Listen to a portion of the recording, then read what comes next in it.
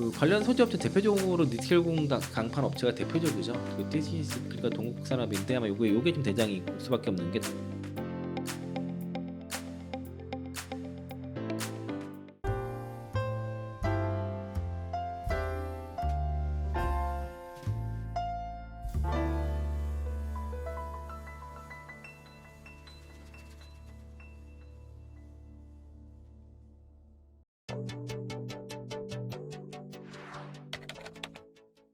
저는 지금 그 양극재 기업들이 지금 사람들이 제일 많이 들고 있는 가능성이 높아요. 이렇게 보면은 이제 일단은 2차전지 소재 쪽의 상황을 보면은 지금 아까 좀 말씀드린 이 그래프거든요. 이게 지금 북미 탄산리튬 가격은 이렇게 지금 횡보하다 올라가고 있다는 거죠. 근데 중국 탄산리튬은 미국의 그 관세 부과 시점부터 급격하게 좀 떨어지고 있다는 거예요. 그래서 이런 상황에 지금 디커플링이 지금 일어나고 있는 것이고, 이런 앞으로 이런 현상은 대부분의 이제 그 광물 가격에서 이게 벌어지게 될 겁니다. 지금 중국을 배제하면서 국내 업체만 쓰기 때문에 그럼 모자르게 돼요. 전구체부터 해서 동바 웬만한 소재들은 상당한 쇼테지에 직면할 가능성이 상당히 높다고 볼 수 있겠고요. 지금 5월달에 양극재 코멘트를 보면은 요거 이제 하나투자증권 자료고요. 그 양극재 수출 가격은 그 전월 대비해서 0.6% 증가를 했고요.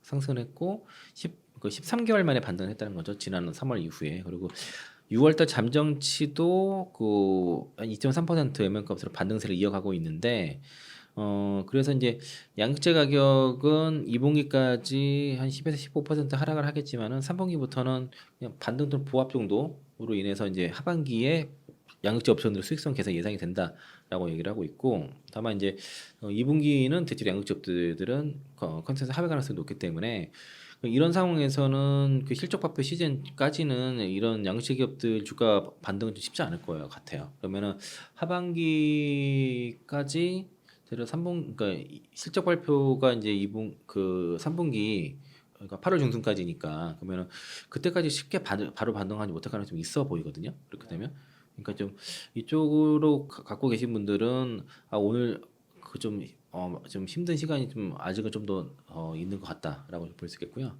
그리고 이제 올해 하반기에 주요 OEM들의 그 전기차 전용 플랫폼을 탑재한 전기차가 다소 출시가 된다는 것이고, 요게 이제 중저가 중에서 GM 거 이코노스 EV, 기아의 이브리 3, 중고가 중에서는 이제 지프의 그 와고너 S라든가 아우디의 그 Q6, A6, 이트론 등이 이제 기대가 높다고 하는데, 특히 이제 요 그 이코노스 EV랑 기아 EV에 대한 판매에 대해서 상당히 지금 주목을 하는 것 같습니다. 시장에서는. 그리고 요게 어쨌든 시장 기대치가 특히 이코노스 EV가 되게 중요해요. 이게 이제 2차 전지 섹터 특히 양극재라든가 2차 전지 섹터 전체를 좀 센티를 좌우할 만한 그런 모델이기 때문에 요거에 대한 판매량이 어느 정도 나오는 게 되게 중요할 것 같고요.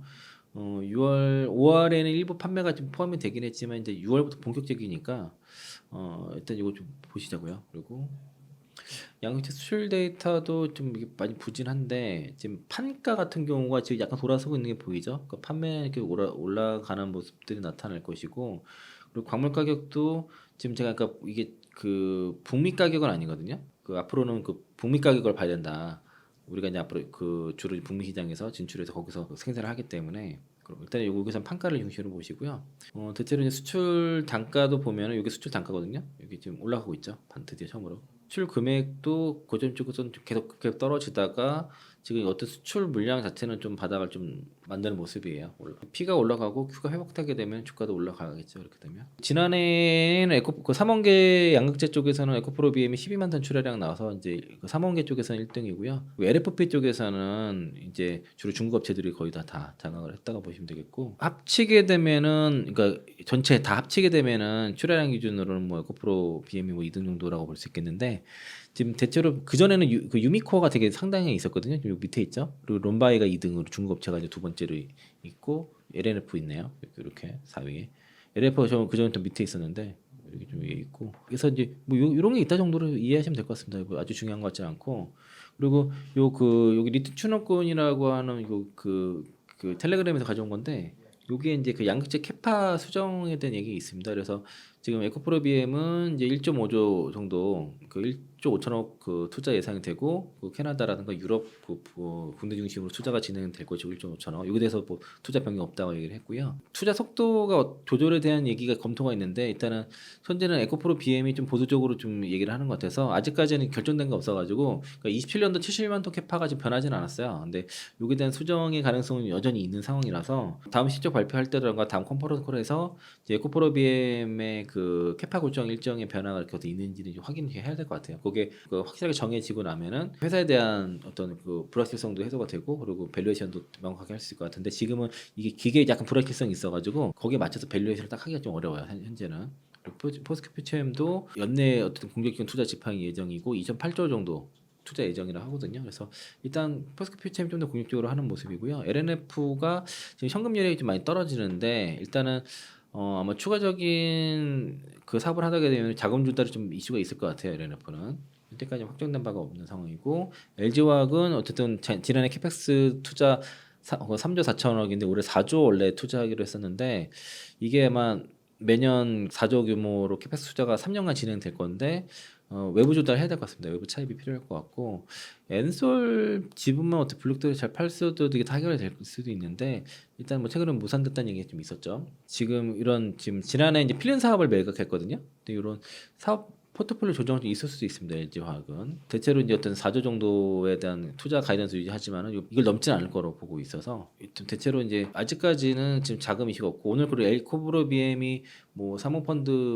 뭐 일부 FI 만나서 뭐 3조 자금 조달 이슈 있다고 하는데 이게 사실 무근이라고 하거든요. 이분이 전화를 해봤대요. 예, 그 FPN 자금 담당 IR한테 전화해가지고 확인한 바로 사실 무근이다라고 확인했다고 합니다. 그 원통형 배터리 관련 종목들은 뭐 배터리 기업 중에서는 엔솔, SDI, 금양 뭐 이렇게 있고 이제 관련 이제 밸류체인 뭐 니켈 동원 만들어 그러니까 원통형 캔 만드는 회사들 그런 소재 들어가는 업체들이 있는데 일단 원통형 배터리 자체가 예전에는 그 에너지 밀도라든가 주행 거리가 중요해질 때는 파우치가 좀 대수였어요. 꽉꽉 넣어서 주행 거리가 길게 가는데 그 뭐 C2 셀투팩이라든가 이런 것들이 나오면서 이제 배터리 많이 넣게 되니까 무거워도 어떤 주행 거리가 더 늘어나게 되잖아요. 그러다 보니까 그 에너지 밀도 외에도 딴 차 싸거나 그리고 안정성에 대한 것들도 많이 요구되고 특히 유럽 쪽에서 그걸 많이 요구를 해요. 그 열화, 그 발화, 그러니까 열폭주 현상을 제어하는 건데 이게 열폭주 현상이 파우치에서 좀 많이 일어나요. 이게 좀 더 심해서 그래서 요거로 인해서 지금 등장한 게 원통 배터리가 그러면서 이제 각광을 좀 받기 시작했고 그리고 이 원통 배터리 같은 경우가 이런 식으로 구성되어 있습니다. 이 안에 이제 그 말듯이 말려가지고 그 양극판, 분리막, 음극판 이렇게 겹쳐 있는 상태로 이렇게 젤리롤 형태로 이렇게 많은 거. 이게 젤리 롤 케이크 닮았다 해서 젤리 롤이라고 한 거거든요. 이런 식으로 이제 구성이 되어 있고요. 1세대가 이제 1865 그리고 2세대 2170 그 4680 배터리로 이런 식으로 이제 지름 높이가 이렇게 달라 이렇게 이걸 따온 거예요. 차량 한 대당 들어가는 셀 수가 줄어들게 돼요. 크기가.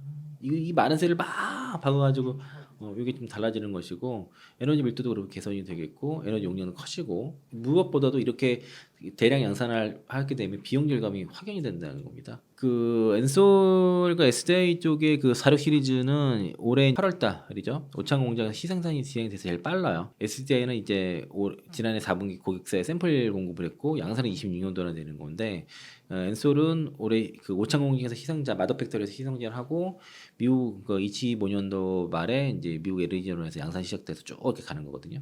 이게 확실히 빠르죠 여기가.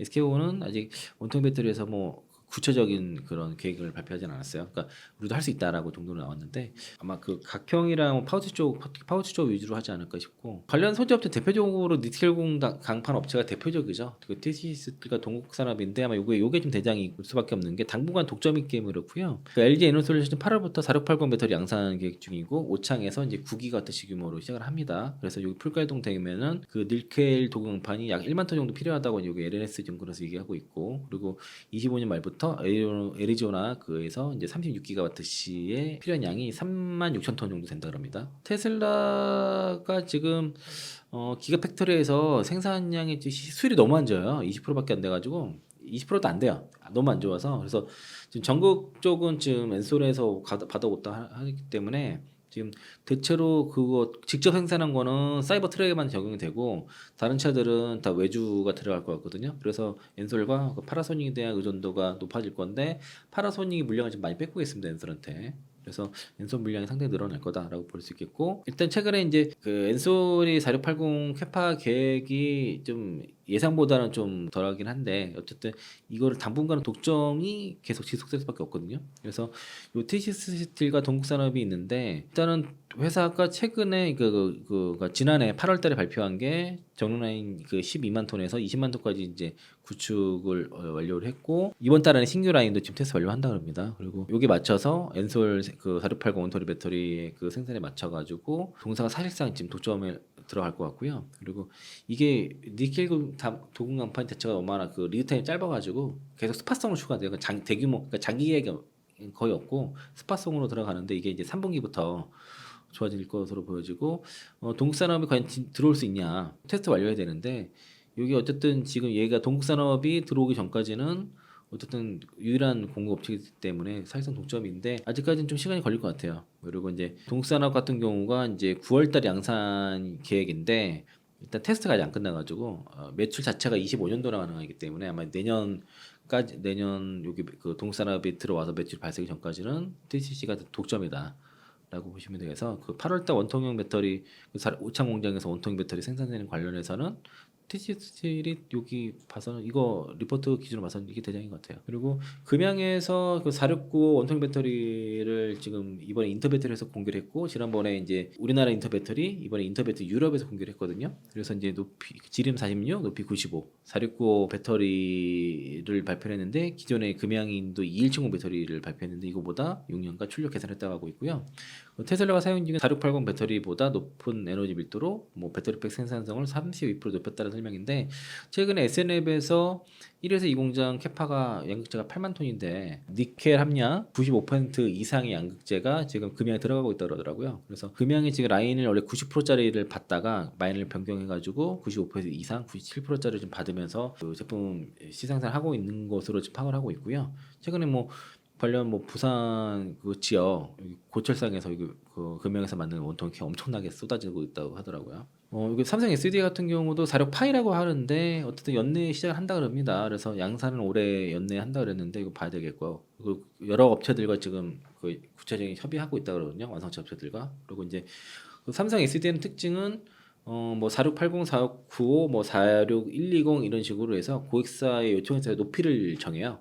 대체로 이제 그리고 그 헝가리 지역만 각형 전문으로 하고요. 나머지는 고객사 요청에 따라서 미국, 말레이시아 등에서 양산을 계획하고 있고 그리고 270보다 부피가 커지니까 충전 용량도 커졌다는 것이고 그래서 80% 최대 80% 달하는 그 시기가 25분 충전이면 된다고 그러고 있고 요게 지금 그 5월 7일 날 나온 뉴스인데 그 마이크로 모빌리티 전시회에 참가를 했었나 봐요. 요게 그래서 그 전기 자전거 들어가는데 이게 주력으로 하고 있는 게 그 2170 배터리를 하고 있거든요. 그 이런 모빌리티에 20Wh급의 고용량의 그 배터리가 지금 들어가는데요. 요게 지금 그 요렇게 이런 거예요. 이게 이제 마이크로 모빌리티라는 게 아까 말씀드린 그 전기 자전거용 배터리거든요. 요게 이제 지난해 점유율이 31%였습니다. 삼성 SDI가 1인데 이게 앞으로 연간 뭐 어쨌든 뭐 한 연평균 4% 정도 성장이 나오는데 이런 것들도 지금 사실은 동남아 쪽에서는 되게 유용하거든요. 그래서 이제 삼성 SDI가 이런 쪽에 그러니까 앞으로 이제 46파이를 통해서 이런 마이크로 모빌리티 시장을 공략하겠다는 계획을 얘기를 하고 있고 이런 템리스 4680에서는 템리스거든요. 그래서 그 템리스 디자인을 정밀을 통해서 그 택과 전극을 일체화해가지고 이런 그 전류의 경로를 확장함으로써 이제 성능을 높였다라고 얘기를 하고 있어요. 그래서 앞으로는 이제 이런 마이크로 모빌리티 시장에서 삼성 SDI도 그렇고 금양도 막 이런 시장을 노리고 있다 그러더라고요. 이거는 이제 추가로 말씀드리면은 파라소닉도 최근에 그 원통형 4680 원통형 배터리 프로토타입 지금 발표를 했거든요. 요게 이런 뉴스가 있고 그 실리콘공제가 사실은 제가 이제 2021년도 때만 해도 그 두 종에 탑재했거든요. 테슬라 그 모델 Y랑 포르쉐 타이칸 두 개였는데 계속 뭐 23년도에도 7종으로 늘어난다. 올해도 8종 늘어난다 하는데 지금 일단 올해 9주 정도 늘어난다고는 하고 있어서 만약에 늘어나면 당연히 대주전자 실적 좋아지겠죠. 근데 최근에 이제 EV3이 탑재된다고 하니까 그로 인해서 이제 대중화 모델이 탑재가 된다 보니까 그러면 그동안은 고급 차량에만 탑재되던 게 대중화 모델로 탑재가 됐다라는 것 때문에 이제 급등세가 나왔는데 그래서 이게 실리콘 육재 함량이 대해서 논란이 많았던 거예요. 그러니까 응급제 들어간 건 충전식 속도가 느린데 그런 것 때문에 그랬는데 결국엔 좀 일단 들어간 것으로 봐야 되겠고 회사에서 그렇게 얘기를 하고 있고요. 그래서 요 얘기가 있었고 최근에 테슬라에서도 실리콘 응시에 그 2170에서도 이제 도입을 할 것처럼 얘기를 하기 때문에 조금 될 것으로 좀 전망이 나오면서 이제 주가도 움직이고 있고 이 실리콘 응급제 쪽에서의 그 타임라인을 여기 아까 그 리튼 춘덕구님이 그 정리를 하셨는데 이게 이제 이거 대주전자 재료가 대표적이죠. 그래서 지금 지난해 이제 1분기 때 3천 톤에 이제 올해부터 좀 SK온 쪽 공고한다 그러고 2분기 때 이제 10,000톤 증설하고 뭐 T사라고 돼 있네요. 이게 테슬라 같아요. 원통형 배터리 책당 예정이고 25년도 그리고 25년도 2분기에 이제 2만 톤 증설 이렇게 쭉 나와서 이런 거 있는데 이뿐만 아니라 포스피처엠도 하고 있고요. 그 포스코 홀딩스에서 하고 있어요. 그거 같이 통해서 포스코 실리콘 솔루션 그리고 포스코 그룹은 요 실리콘 목재로 두 가지 탑을 다 합니다. 그리고 한솔케미칼도 뭐 한참 한다고 그랬었는데 옛날에는 대주전자에서는 한솔에서 이거 어렵자 개발이 좀 어렵다라고 얘기를 했었는데 한솔도 하고 있고 SK 머티리얼즈도 하고 있죠. 그리고 SKC도 실리콘 목재를 좀 하고 있습니다. 또 이제 MK 현재도 이제 이게 삼성 SD랑 같이 특허도 있어요. 미국 특허도 갖고 있고 이런 기업들이 있는데 단연 뭐 대주전자 재료가 대장이라고 볼 수 있겠고요. 지금 양산에 실제 들어가는 건 대주밖에 없기 때문에 그리고 그 대주전자 재료가 특허 장벽을 많이 쳐놨어요. 그래서 그 특허를 피해서 비슷한 제품을 만들기는 만만 쉽지 않을 거거든요. 그래서 일단 대주전자 재료가 탑픽으로 보시는 게 맞겠습니다. 다만 이제 그 최근에 많이 올랐으니까 이게 좀 조정받더라도 신규 조건은 좀 조심하시는 게 좋을 것 같고요. 일단 보유하신 분들 같은 경우에는 뭐 주가 상승할 때는 지금 좀 어느 정도 차익을 해놓고 봐도 되지 않을까. 뭐 업사이드는 더 있다고 보고 있는데 단기적으로 많이 올라왔으니까 뭐 매수 관점에서는 좀 보고 있지 않습니다.